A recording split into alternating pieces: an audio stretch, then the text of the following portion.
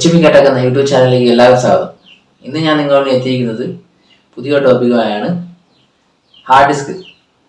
ഇതുപോലെ തന്നെ നമുക്ക് ഹാർഡ് ഡിസ്ക് ഇടയ്ക്കിടയ്ക്ക് നമുക്ക് പണി തരാറുണ്ട്. കാരണം ഇടയ്ക്കിടയ്ക്ക് ഇത് നമ്മൾ ഹാർഡ് ഡിസ്ക് എടുക്കാത്തൊരു പ്രശ്നം വരുന്നുണ്ട്. അപ്പം ഞാനിത് എങ്ങനെയാണ് ചെയ്യാറ് എന്നുള്ളൊരു ചെറിയൊരു ഐഡിയ ആണ് നിങ്ങൾക്ക് പറഞ്ഞു തരാൻ പോകുന്നത്. എന്നാൽ നമുക്ക്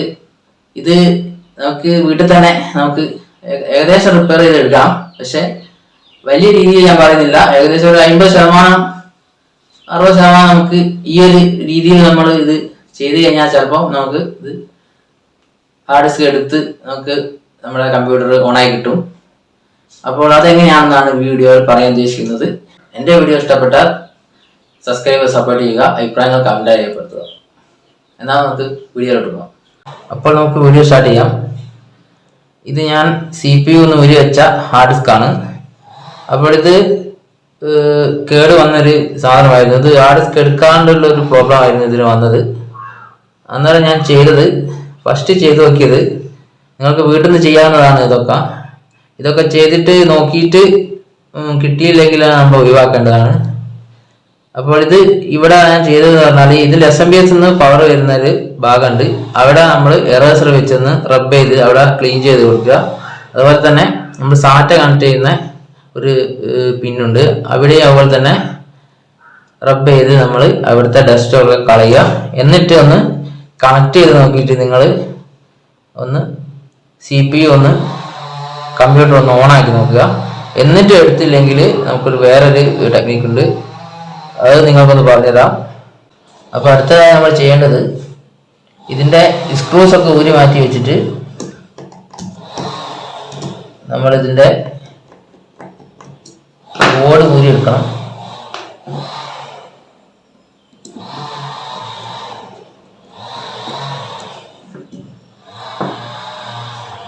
ഇതിൻ്റെ ബോർഡ് ഊരിയെടുത്ത ശേഷം നമ്മൾ ഇതിൻ്റെ വൈകിൽ ഈ ഒരു പിന്നില്ലേ, ഇത് കണക്ട് ആകുന്നൊരു പിന്നുണ്ട്.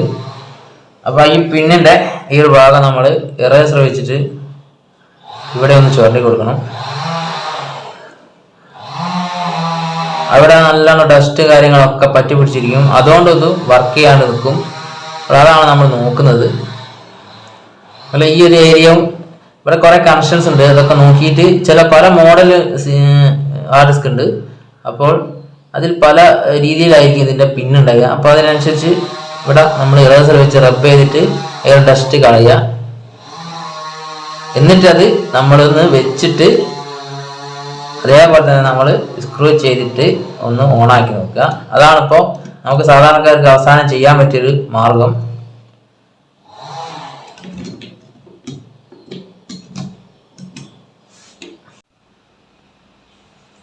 അപ്പോൾ നമുക്ക് ഹാർഡ് ഡിസ്കിൽ ഇതൊക്കെയാണ് ചെയ്യാൻ പറ്റിയത്.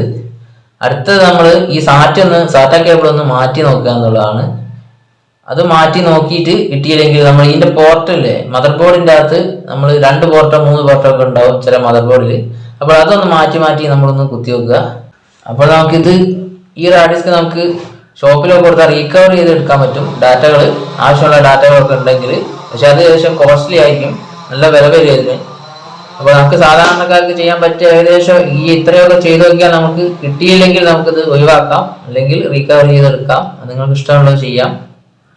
ഓക്കെ, ഞാൻ എൻ്റെ ഒരു അറിവിൽ നിങ്ങൾക്ക് പറഞ്ഞതാണ്. ഞാനിത് ചിലത് ചെയ്തിട്ട് എനിക്ക് സക്സസ് ആയി കിട്ടിയിട്ടുണ്ട് ഇങ്ങനെ ചെയ്തിട്ട്. ഓക്കെ, എന്നാൽ നമുക്ക് വീഡിയോ സ്റ്റോപ്പ് ചെയ്യാം.